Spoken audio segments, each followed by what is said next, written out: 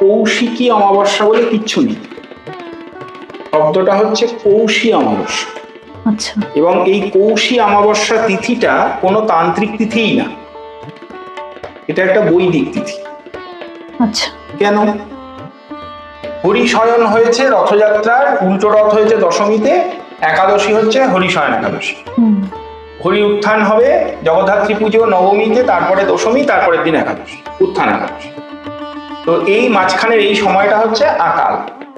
এই যে অকাল, এই অকালে দুর্গাপুজো হচ্ছে বলে আমরা তাকে অকাল বোধন বলি, এটা আমরা জানি। তো এই যে হরিশয়নী একাদশী এবং হরি উত্থান একাদশী, তার মাঝে এই যে হরিশয়ন কাল, তিনি এই সময় শয়নে আছেন, তার মানে এই সময় কোনো বিশিষ্ট বৈদিক কর্মকাণ্ড হবে না। কিন্তু নিত্য যে হোম, নিত্য অগ্নিহোত্র ইত্যাদি করার জন্য বৈদিক যুগে ঋষিদের কুশের প্রয়োজন পড়ত। কুশ ছাড়া কোনো বৈদিক কার্য হয় না, কুশের প্রয়োজন পড়ত। কিন্তু কুশকে কল্পনা করা হয়েছে শাস্ত্রে শ্রীহরির লোম স্বরূপ। তো কুশ ছেদন করলে তার নিদ্রায় বিঘ্ন ঘটবে।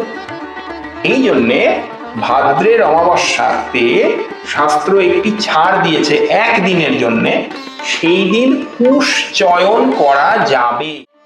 এই কুশ থেকে কৌশী, কুশ চয়নী অমাবস্যা বা কৌশী অমাবস্যা।